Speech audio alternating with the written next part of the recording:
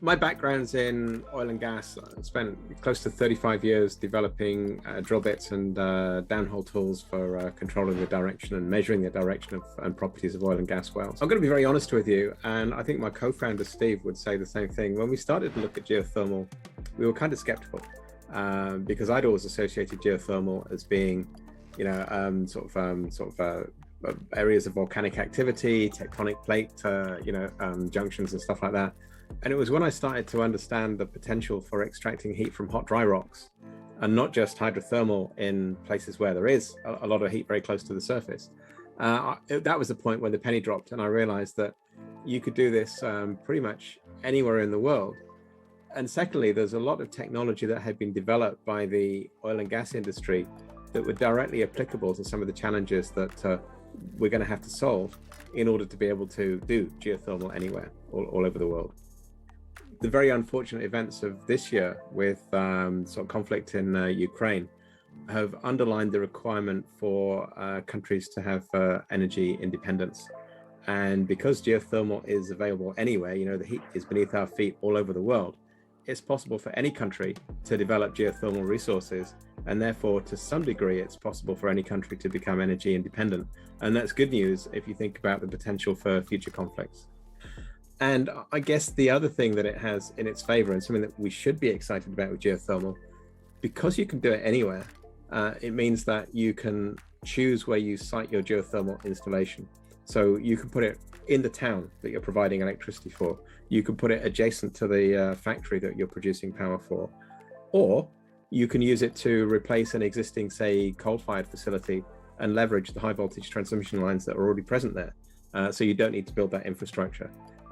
So you don't get to the point, or you're much less likely to get to the point where you have stuff like grid congestion, where you're generating a lot of electricity in one part of the country and using it in a different part of the country, and it's actually hard to get it from the point of generation to the point of use. With geothermal, I think you can solve those issues, and so I think we should be a lot more excited about it. I think there is a lot of advocacy for it in the United States, and I think one of the things I've seen is that the DOE is starting to get serious about funding geothermal projects, which is great. I'm based in the UK, you can probably tell from my accent. UK government, not so much. It hasn't really paid much attention to geothermal, and my feeling is that Europe is probably somewhere between the two. So if the other industrialized countries could follow the lead of the US and the DOE, I think that'd be a great way of making more progress towards geothermal. So hopefully some of those non-US governments are listening to me.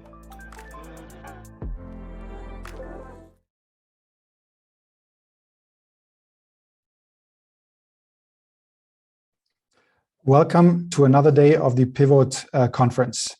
We're very pleased to start another day of this fantastic event. So thank you, Jamie and team, for great first 3 days. My name is Alexander Richter. I'm the editor of ThinkGeoEnergy and head of business development for Innargi. We are here today in a panel, which is, I think, in the European context, very important, but also with huge international implications. So the panel that we're going to speak here today on this is about Ukraine, the EU energy crisis, and what does it mean for geothermal energy in the European context.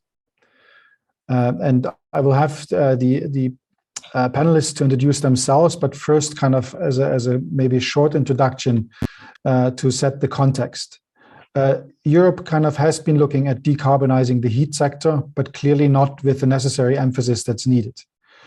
So with the Ukraine crisis, all of a sudden things have escalated quite quickly, and all of a sudden Europe finds itself in a huge energy crisis. Supplying heat supply, securing heat supply for the winter, etc. All these elements are currently in the forefront of discussions in the political arena in Europe. So what does the impact have on that for geothermal is something that we would like to discuss here today. So with that, I would like to open the floor for short introductions by the panelists, and we would start with Gerdi.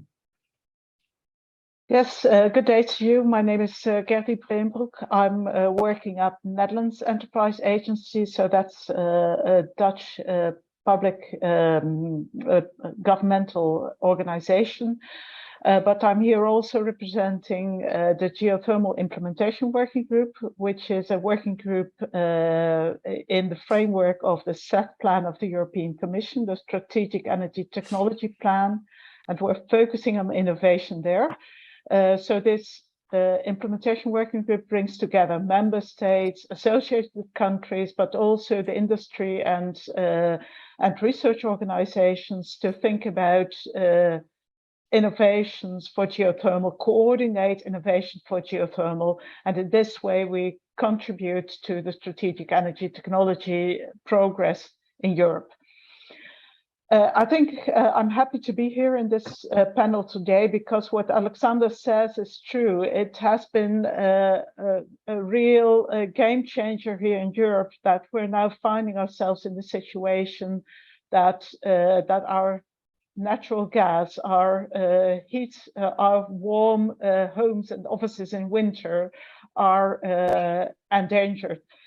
And we as an implementation working group on geothermal have always underlined the importance of working on power generation, but also on heating and cooling and on thermal storage. And I think that we're worrying now about our space heating. It's time to realize green heating and cooling in Europe. It's time to worry about thermal storage, and it's time to step up the activities on innovation too, because that's expanding, I would say, the possibilities to handle this kind of crisis in future. With that, over to you, Andreas. Hi, thank you, Alexander, and thank you for this invitation to speak here today. My name is Andreas Graf, and I'm a Senior Associate for EU Energy Policy at Agora Energiewende. We're a think tank, a climate and energy policy think tank focused on policy solutions for making the climate and energy transition a success. And geothermal is clearly one of the technologies that needs policy solutions going forward and with urgency. I think the long-term potential of geothermal has been clear for some time, but some recent studies have also kind of re-emphasized some of the things we knew already. So a Fraunhofer study recently estimated that for Germany, the potential of shallow geothermal was such as to be able to cover some 600 terawatt hours of heat, covering roughly, to put it into context, 3/4 of current space and water heating, and that for deep geothermal, another 300 terawatt hours could be delivered, covering perhaps 1/4 of of all heating demand in an industrialized country with a large share of heating in industry. So we know that the total technical potential is quite large. We also know that the short to medium term potential for geothermal to contribute to reducing Europe's dependence on natural gas is also significant. In a study we did in March and April for Germany and Europe with regards to the gas savings potentials across different sectors, we discovered significant potentials for gas savings in buildings with regards to heat pumps, in district heating, and in industry for low temperature heating, in which geothermal can play a very significant role. And while we don't have exact estimates of the geothermal potential in each of those categories, we know that it is a technology that can deliver across all of those categories. And so we know that that has now also been recognized by the European Commission. With the Repower EU, there is at least a statement that geothermal can and should play an important role. And in some of the big policy files that have been released over the last months and year, we have a number of the tools that we will need to see geothermal succeed.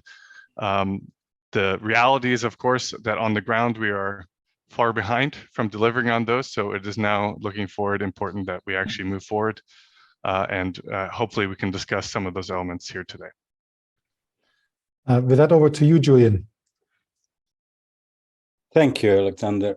I'm Julian Popov. I'm fellow of the European Climate Foundation. I also chair the board of directors of BPAE. This is the Building Performance Institute Europe, which is one of the leading Brussels-based think tanks that is working on building policies and energy efficiency. I was at some point Minister of Environment in Bulgaria, and then energy security advisor to the president, and goodwill ambassador for Bulgarian energy and climate policies.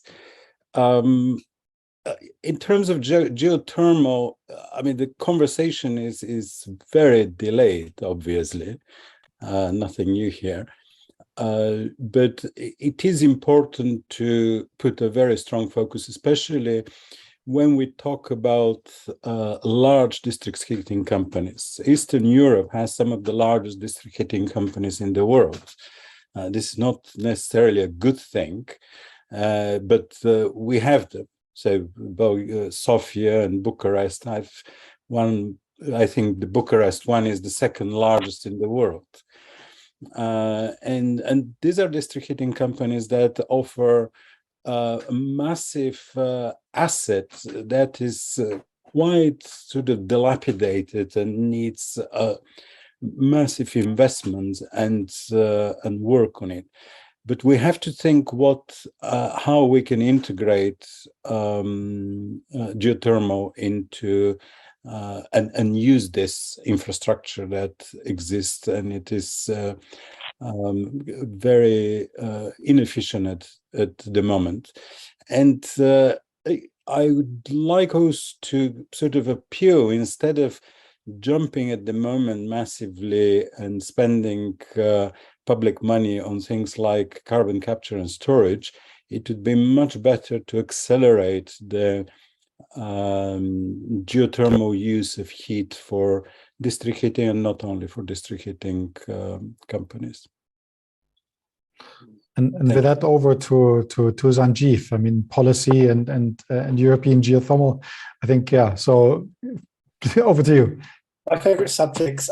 Good morning, good afternoon, everybody. I'm Sanjeev Kumar. I'm the head of policy for the European Geothermal Energy Council, EGEC short.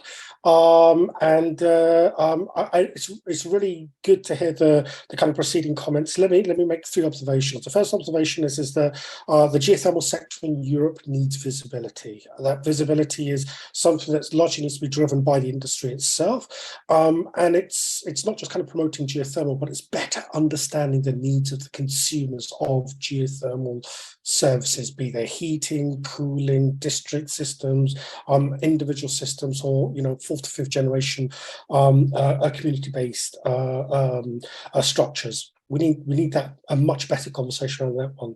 The second thing where we need to have a European conversation is around financial risk mitigation. Geothermal has significant upfront capital costs. There are many other renewable sectors in this same space, and we need to find out kind of commonality amongst these renewable energy sectors, so that we can have a better understanding and a better support structure for financial risk of geothermal projects. And then the third and final one that we need to concentrate on is around licensing and permitting. Geothermal has been around for a long, long time, but getting geothermal projects into the ground, as it were, takes an even longer time. And this is where we kind of need to bring together the European legal powers, national legal powers, regional expertise, together with civil society organizations, so that, and of course the industry, so that we have a collective approach to removing any bottlenecks, any misunderstandings, so that we can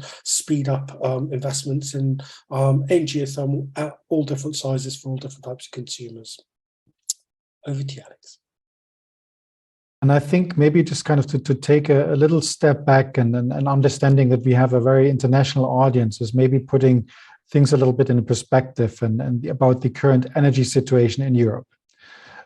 What we've always, in the industry, of course, always said is that 50% of the energy demand in Europe is basically heat and cooling demand. So something very important, and Europe basically has neglected that element of a possibility decarbonization for way too long. The efforts have been made 2-3 years ago, but nothing really happened. So, and with the current situation we are facing in Europe, the situation is that a lot of countries depend on Russian gas for the heat supply. And with that, and different countries on different levels, but essentially Europe still depends very largely on Russian gas for heat. And that is basically being used as a political tool to force certain messages, target sanctions, etc. So the situation is quite dire depending on the dependency on gas in different countries, availability of own gas or other supplies. But essentially Europe faces a very, very tough situation, in particular Germany with a super strong dependency on gas. Of course, this has changed things completely. So in the discussion today of where we stand in the situation, maybe kind of to Andreas and Sanjeev, maybe to comment on the current situation with regards to the energy transition and the current situation with this increasing dependency on that gas that is not floating. Andreas, would you like to go first? Or? Sure. So, I mean, Alexander, I think you've made clear Europe now recognizes its strategic dependence on Russian natural gas and the difficult situation it has maneuvered itself into through the strategic dependence, and now it is clear that this dependence on natural gas will have to be reduced in the coming years, and the REPowerEU communication and proposals make clear that the Commission is working full speed to make that possible. Overall, Europe had been consuming roughly 150 BCM of Russian gas over the last years on average. It is estimated that roughly 50 BCM will be realistic to be replaced via additional LNG supplies and additional pipeline supplies. There are mixed signals right now as to whether those 50 BCM are realistic. Some LNG supplies are actually being delivered more than perhaps one would have expected. In other places, there are uncertainties about pipeline supplies, for example, in North Africa, where there are currently tensions between Algeria and Spain, among others, adding on to the uncertainties to Russian gas supplies. But let's just say, for argument's sake here, 50 BCM will be supplied by the end of the year, replacing Russian natural gas through other sources. There are 100 BCM that still have to be covered to meet our previous demand that was being covered by Russian gas. And our estimates show that this is going to be very tough. It will not be possible without significantly drawing on our stored gas, which is currently being stocked strategically over the last months.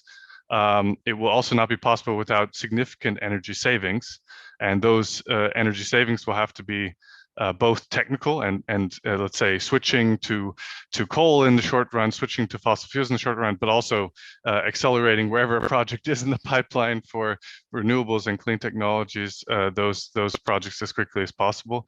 And even then, things will be tight. So it is a very difficult situation. On the other hand, to open up the broad opportunity that we're now seeing, it's also fundamentally changing the economics of heating and energy in Europe at the moment, not only in the short term where clearly prices have gone through the roof for gas, but also in the medium term where we clearly expect that even in the long run, LNG and other supplies will be setting the price and at a higher rate than previously with Russian natural gas. So we have a new fundamental environment that is raising awareness of the need to diversify, to change sources, and also increasingly drawing attention to the opportunity that geothermal presents. And maybe that's a moment to hand off to Sanjeev if he has anything to comment. Okay, thank you. Actually, I just want to build upon what you just said, Andreas. I mean, you've kind of outlined the kind of hard political economy numbers that we need to be achieving. For kind of the benefit of the listeners who are not familiar with the way in which the European energy market is structured, let me put that in a bit more context. So firstly, Europe, you could say, is almost a north, south, east, west, not divide, but there are different regions and zones. So in southern Europe, when temperatures are cold for the north, it's generally a cooling demand. In Western Europe, you have slightly more built up energy systems, much more sophisticated regulatory frameworks. So the ability to bring on renewables is much more advanced than, say, if you were to look at countries in Eastern Europe and beyond. So I think it's important to understand that we talk about different energy demands at the same time. I also think it's important to recognize the history of Europe's approach to the Russian gas problem, or the geopolitics of gas supplies and energy imports in particular, isn't a new subject. We've had this crisis since the 1990s, and every single time the policy choice that's been made has been the wrong one. We have a piece of legislation called the Trans-European Networks for Energy, which has kind of helped build out a lot of the fossil infrastructure and intensified our dependency upon Russian gas supply. So rather than reducing them strategically a decade ago, the Europeans took the wrong decision and intensified those connections. There's also another important element when you look at it from a supranational, from a European Union perspective, and that is that hardwiring to kind of the core structure of the European treaties is this internal market for gas. So we have a legal duty to maintain gas systems, to increase gas consumption, to effectively maintain the market and to grow it as much as we possibly can. What the geothermal and other renewable heating and cooling and energy efficiency measures in industry and buildings are aiming to do is just to chip away at this hard legislation, this brick wall, which is and the essence of the European Union. So this is, we really are up against a rock and a hard place now, and there is no way there's no way to get beyond this without cracking a few eggs. The next thing that's important is that within the decision-making process, you have a conflict between national governments and also regional governments. And what we find is that they have different desires. So some regions are significantly more exposed to gas imports than others. Some countries are, for example, Bulgaria and Poland. The Russian government cut off supplies to both those countries earlier on in order to shift the politics within them. Germany, as we mentioned, has significant dependence, but also countries like Belgium, but there are different routes in. Now, what Andreas has said, and I think this is the key issue that we need to kind of put a pin in for the long run, is the costs of the energy transition are now radically different to what they were 6-7 months ago. The impact assessments, the economic modelling is out the window. Now, if you look at the old economic modelling from a year ago, people like the International Energy Agency, even the French Energy Agency, they were saying that the levelized cost for geothermal, once it's installed, is super cheap. Now it's an order of magnitude cheaper.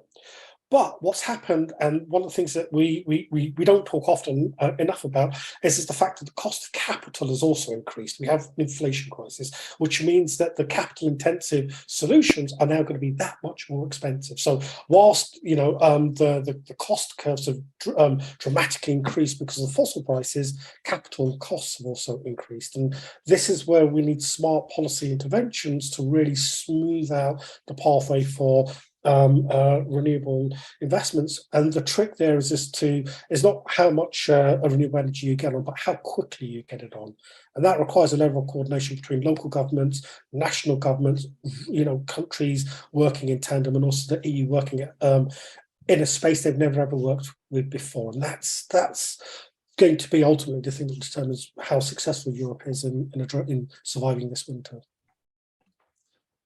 And maybe in that context, Julian, over to you. I mean, the interesting fact is that we see governments currently talking about alternatives to gas, and their immediate actions are to refire abandoned coal-fired plants, to put up nuclear power plants again. But in the Eastern European context, where do you see that that impact of the situation might have on climate change initiatives when there's such a dire situation also with regards to the increasing energy cost? Well, I mean, first of all, we have to agree clearly about three things. One is that we have to cut Russian gas once and forever and ever and ever, and that's it, and never have it again in any form. The second thing is that we have to massively reduce use of gas in general. I mean, not just try to find gas from somewhere else, because LNG is not going to do it. It has a major also, I mean, that there is no enough capacity, but also it's part of a global infrastructure and global trade. So if we suck in all the LNG from the world, that will create all sorts of other problems in Asia and so on. So we have to kind of halve the use of gas in few years' time. And the third thing is that we have to redefine the use of gas. Gas must not be seen anymore as fuel that provides base load energy, whether for electricity or heat. It should become kind of fuel of last resort and sort of a top-up energy to be used when nothing else is available. So like a kind of a crisis source, and that should start immediately, and that's possible. In terms of the threat to the climate goals, I mean, in many places where gas will be changed, it is when we use gas for heating, for instance, that will not be replaced by coal generation. In countries like Bulgaria, for example, gas is used very, very little for electricity generation. So yes, coal power has increased at the moment. I personally don't worry about that because this is a temporary thing until our very, very delayed energy efficiency and renewable policies and build up catch up. So, I mean, the current crisis, a big wake up call for accelerating renewables and energy efficiency. So, and I think also the whole dream of gasification in Eastern Europe is now rapidly evaporating, and I think that's a good thing. And maybe with that to Gerdi, I mean, there has been a political situation with the Netherlands and Russia. So the discussion of replacing gas from Russia kind of started probably a bit earlier in the Netherlands than elsewhere. So there have been efforts and the political recognition in the Netherlands of geothermal, for example, for the heat supply, but things, of course, kind of take a long time in geothermal. So where do you see the Netherlands in that context also at the moment? Yes, thank you. With the Netherlands, we are, of course, also like everybody in Europe, thinking about our energy transition and the climate transition. So this has been a topic that was very clearly introduced in our policies in 2019, when the climate agreement was agreed upon by Dutch government, but also all kind of organizations in the Netherlands. And with that climate agreement, we had an aim to reduce our dependency on natural gas. We have our own production of natural gas, so it's so the story is a bit different in Netherlands. But to get this transition taking off is an enormous ambition. Well, is an enormous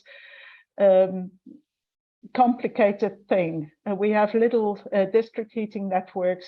90% of our houses is heated by natural gas, and we are taking now a regional and community approach.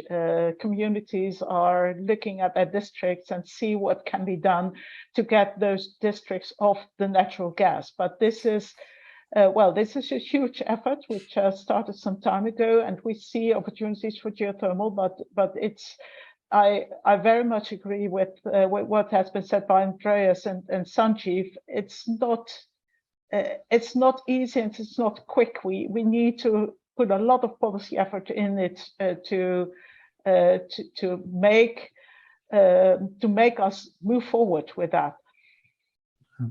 And I think maybe to also then reflect a little bit of what Julian was saying, and I think this was, I think, a very positive aspect to say that there is no fear that that the decarbonization is stopped. There clearly is an understanding that we now need to kind of really, change both, find new sources of renewable heat, but also mixing different aspects of energy security in the mix. And of course, that for geothermal as a local or national resource, of course, kind of plays very much into that discussion. So Andreas mentioned the study for Germany and the opportunity for Germany.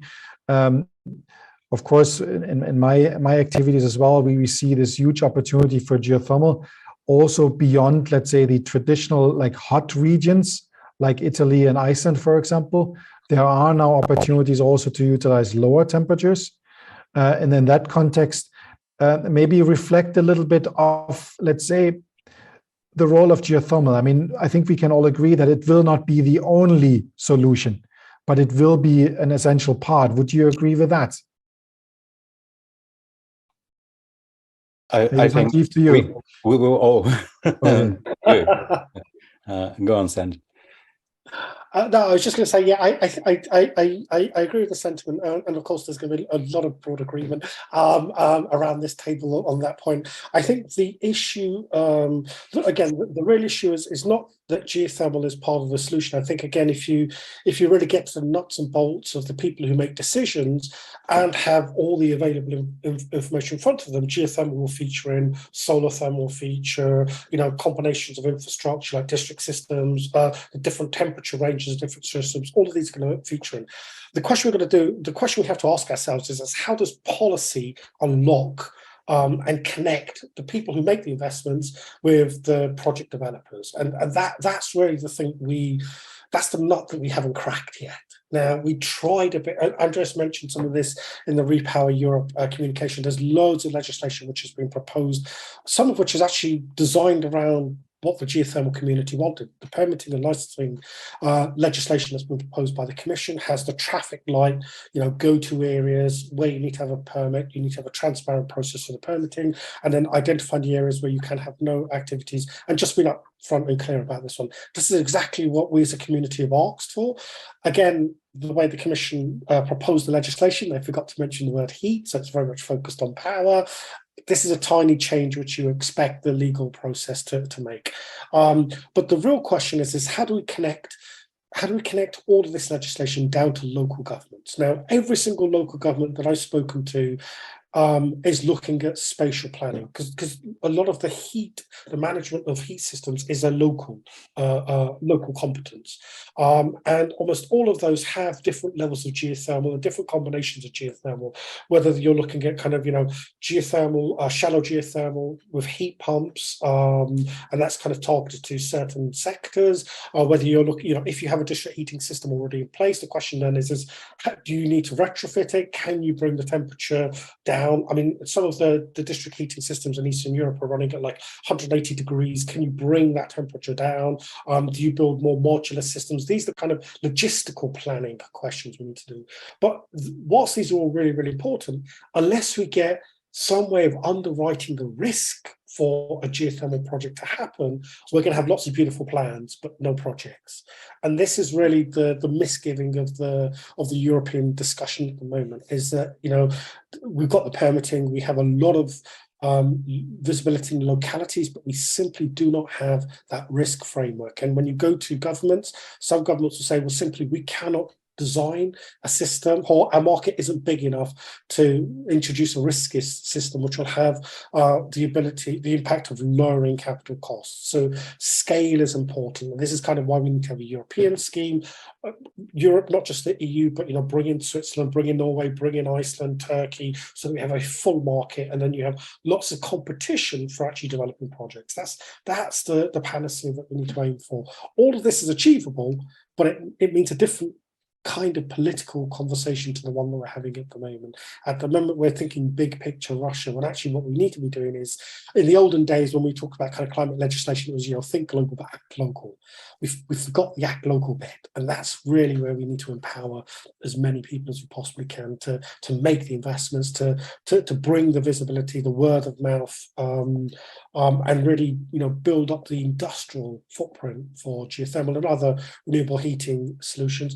And also, to be honest, to recognize that they're not just a renewable supply conversation. You need to make sure the demand side community, the energy savings, the DSM people, insulation, all of these factors reduce the demand for the energy that we need. It's only then that we're really going to solve this problem quickly. So I think this is why it's important that the conversations we have are not just technical conversations. We need political conversations within the geothermal community, but a whole host of other players to make sure that we're all moving in the same direction. We're going to get there together if we're going to get there. There's no one country or one region will be there ahead of others.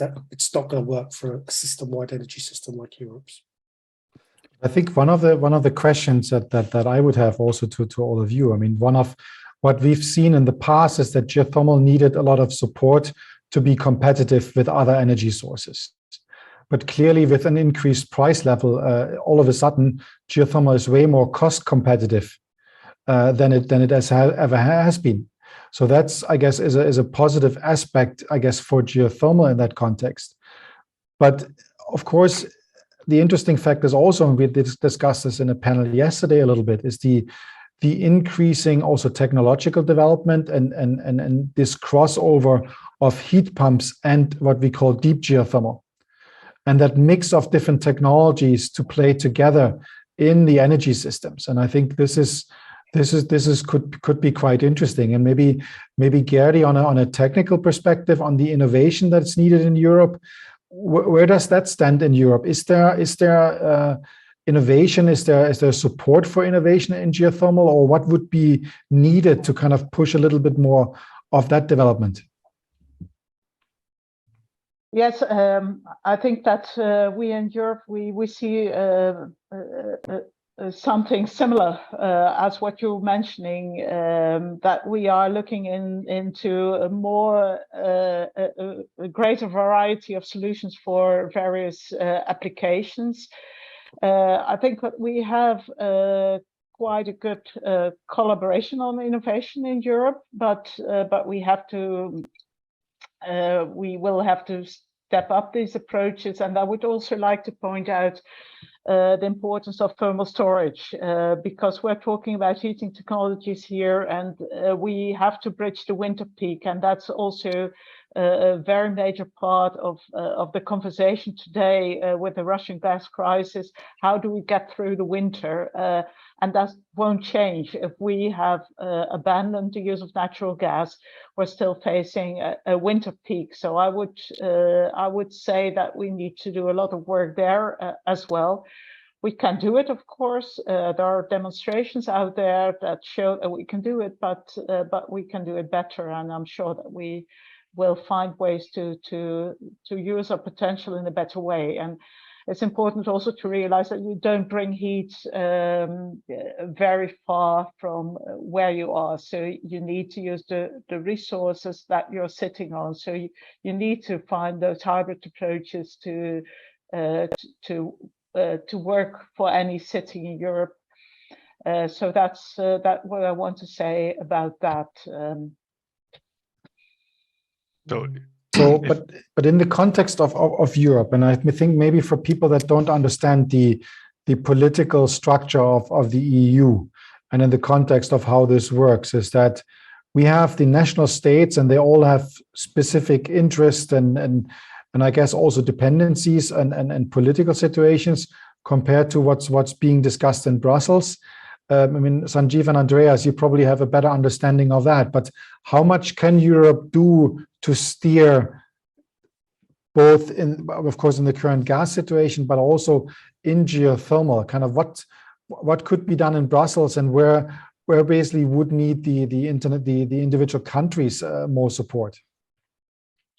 Maybe I'll take a first stab at that, Sanjeev. So at EU level, the EU member states have and the Parliament are currently negotiating a major set of legislative reforms that are all part of what is called the EU Green Deal. And this legislative package has been referred to as the Fit for 55 package and includes major reforms with regards to energy efficiency regulations, renewables regulations, building regulations, etc. And all of those have been in discussion for some months and even almost years now. And those, in many ways, already have created a discussion around many of the basic elements we need for energy sector reform that will create a better framework, better overall environment for geothermal to succeed, whether that's because the buildings are ready to take the geothermal up in a better way, the district heating networks are better prepared, or whether member states are simply more aware and more willing to put policies in place. The process, however, is a long one and a slow one, and is one that has not yet really seen member states step up to the plate to see it as one that would require immediate and urgent action. So we've essentially had a long-term change discussion around 2030 and 2050 targets, and broadly what we can agree on to achieve those targets. And one had this sense before February 24th that somehow this was all going to happen in 2025 on its own. And then everything would be left for the future governments to deal with any kind of pressing concerns. So what has now changed is that the actual convening power of the European Council and the European Commission is playing also a bigger role in terms of steering immediate action. So we had earlier a few days ago, a summit to have heads of state and government agree on gas savings in the coming months with immediate effect. And while there are still, these are difficult decisions to make for policymakers in any political context, we're starting to have a conversation about things we can do now and not in over several years, and ones that are really asking nearly or getting nearly all heads of state and government to step up to the plate and commit to really significant changes in society. And so I would say the EU has already been playing a role in again, moderating a discussion, driving awareness of big reforms that need to take place. And now we're also entering one where it's about immediate action. And I believe that Repower EU as a goal, as a mission, as a project for the EU will increasingly get us to start implementing that long-term vision in the coming months and years, instead of waiting until 2024 or 2025 to start thinking about that. So maybe Sanjeev has something to add, but I think the EU is starting to play a bigger role in driving member state action. I mean, I agree wholeheartedly with what you just said, Andreas. And I think it's important to focus on what they're doing, but it's also important to recognize what they're not doing. And I think that's really where we need to shift our attention. I mean, what you've seen, for example, is the beauty of the European Union is that we have 27 democracies all kind of batting in the same direction. Some much more, some a bit more reluctant than others, but we're generally going in the same direction. What that means is that we have the power to create markets. The entire revolution around renewable energy is one that was driven by Europe basically saying by 2020 we're going to have 20% of our energy coming from renewables. It sounds tiny, but actually this has been technologically revolutionary. So many other industrial sectors have kind of sprung up from this. The whole electric vehicle story out of nowhere basically came because we had a policy-driven legal framework. That's kind of what we're talking about here. And that in itself, just getting that locked in, is going to create the market space that we need. But I think in that kind of short-term immediate action, there are certain things that the European institutions are doing to address the fossil crisis, which they could also be doing to address the renewable energy and energy efficiency rollout. So, for example, we have a committee of all of the governments which are coming together to collectively purchase gas supplies from other countries. Huge, a great precedent which we need to then replicate for renewables. If we could have, collective purchasing of X number of wind, X number of geothermal, X number of heat pumps, X number of new district heating systems, that's the kind of market signal that the private sector, that's the leverage the private sector needs to really start to loosen its purse strings. And then it becomes a case of, well, have we got the regulations in place? I think what we also need to do is to look at, as Gerdi was kind of mentioning, we've Europeanized the research aspects of a lot of our renewable technologies. What we need to do now is just to Europeanize some of the funds that are needed to build infrastructure, for example. So we talk about district heating. I mean, at the moment, I think 13% of the market is covered by district heating. That's way too small. I mean, realistically speaking, you need to be looking at least half of the heat demand coming from district heating, not just for residential buildings. In the case of the Netherlands, the district heating is principally for the horticulture sector, so it's not just households, but you need to be looking at food, because we have a food crisis as well as an energy and a climate crisis, all about to happen at the same time. So we need to be thinking beyond those kind of the normal confines that we have, and kind of pushing as many levers as we can, because ultimately what we need to do is just to find a way in which we can legally transfer European funding, either 100% funding or just enough to leverage the private sector, to local governments, because those local governments are the ones who have all the data. They know where the demand is. They know the precise consumption patterns of that data, whatever, whether it's residential buildings, commercial buildings, swimming pools, agriculture, industrial, doesn't matter. Whatever it is, they know it better. We need to find a way to channel European funds directly to the local decision maker. Then you're going to have quick decisions made. Without that, you're still going to have a lot of negotiation. And what we need to do, as Andreas said, is to, we move the machinery, but we need to make sure that it trickles down throughout the whole machinery. So it's not just a European issue, but it's literally something that I can feel in my locality. Because I live in Brussels, I talk to all the Belgian regional governments. Every single one of them is drawing up a heat decarbonisation plan. Every single one of them has at least between 20 to 70% geothermal contribution. So I keep on saying, okay, how are you going to do the geothermal bit?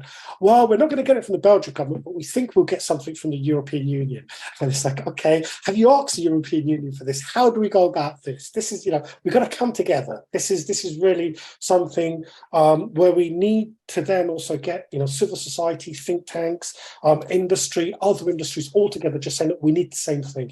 It's the critical path to decarbonisation, and to decarbonisation quickly. That's the space we need to be. Maybe just jumping in here. I mean, I'm getting here tons of questions, and I'm not trying to steer this, but we're clearly running out of time. So we could obviously kind of discuss this much longer, but maybe to steer a little bit some of the questions that are coming in that are often quite specific to gas and support for that, but maybe to kind of take this on a practical level. Julian, one of the things that in the preparation of this panel we discussed, the dependency on gas supply today versus kind of buying dependency from gas that's coming from somewhere else. But you were quite optimistic in the sense is that now is the opportunity, and people understand that we kind of have to use a national resource, a local resource of energy. Has that arrived in, for example, in Bulgaria, the understanding, okay, we should maybe focus on an energy source that is beneath our feet? No, it hasn't. Well, to some extent, yes. But I mean, the problem is that the directives and summits don't drill a hole in the ground. I mean, Elon Musk didn't create Tesla because the federal government introduced a directive for electric cars. Or Bill Gates didn't create Microsoft because the federal directive, the federal government launched some directive or solution. We need entrepreneurial and innovation spirit and energy to be brought in and to lead in many cases. I mean, the idea that a bunch of very clever and well-carted and meaning bureaucrats will get into a room and that will translate into a big energy project is not very convincing. We have to discover the companies that can do these things. And then Sanjeev was saying about the risking of projects. I would go a step further and say, I mean, we need to push projects, but not push in a purely bureaucratic way, but say, okay, Bulgaria, for example, Romania, Greece, Hungary specifically, and many others have great geothermal potential. We want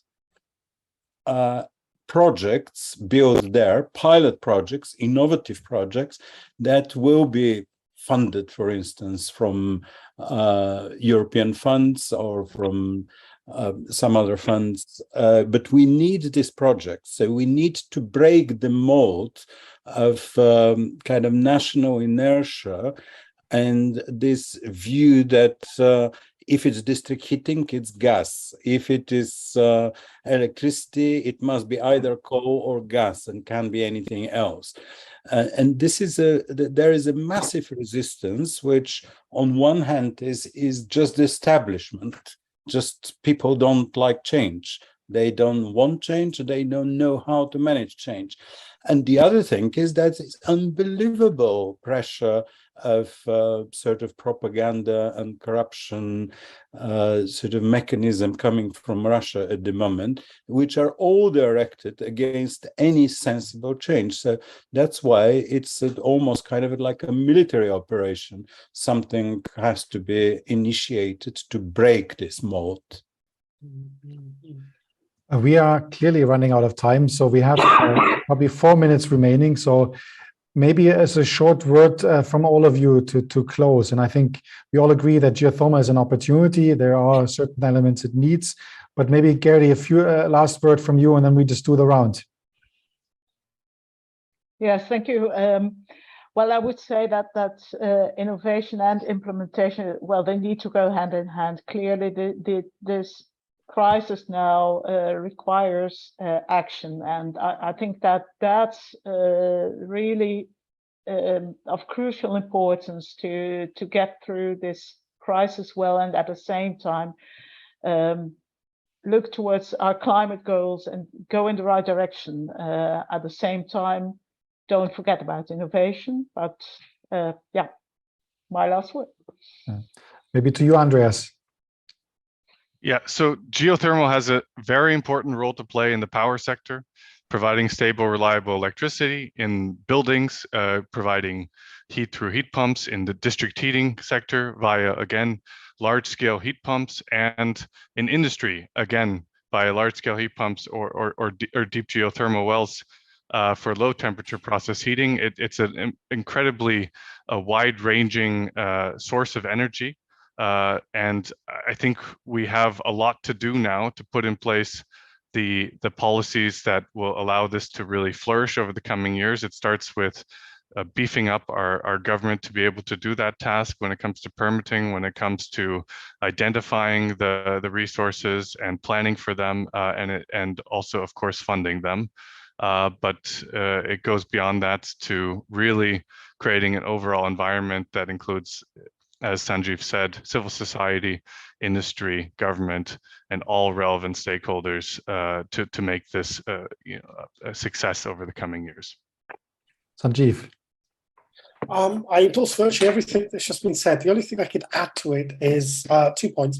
First one, Julian said something which is kind of stuck in my head, which is that we have to get off Russian, but gas and fossils and total, that's our ultimate goal. So it's not just that we need renewables and geothermal to win during the conflict. We also need to make sure that geothermal and renewables energy efficiency wins the peace that comes after the conflict, because there's a danger that gas prices may become cheap, and then, hey, the intensity, the reason to change will shift as well. So we need to make sure we are, the paradigm has shifted. And then the second point is the point that I made right at the start, which is the one of visibility. Now, we're all talking about geothermal because we're kind of close to the coalface, as it were. What we need to do is just have a much broader mainstream conversation around geothermal, in the same way we talk about hydrogen or offshore wind, PV. Geothermal needs to be part of that mix, and that means that we need to be all working together to communicate in a way in which it becomes sticky, and the stickier geothermal becomes, then the more mainstream we become, and that mainstreamness is very important to kind of cross the valley of death between original exploration, project development, and actually commercial operations. So we can get there, we just need to shout a bit louder. Julian, last word from you. Very briefly, I want to see 20 geothermal projects pushed in Central and Eastern Europe, all of them combined with other heating technologies. Oh, and I think with that, we need to close it here. But let's not forget the reason why we're talking about this geothermal opportunity today is due to the sad fact that there's a war in Europe that affects us all. And despite this being an opportunity, it's a tragedy that's happening. And let's hope that this will be solved. And with that, I think we should close this and keep fighting for a renewable heating sector in Europe, and with geothermal as a large part of it. And with that, I'm giving back to the organizer of the conference. Thank you so much, and have a good rest of this conference. And thank you, panels. Bye-bye. Bye-bye.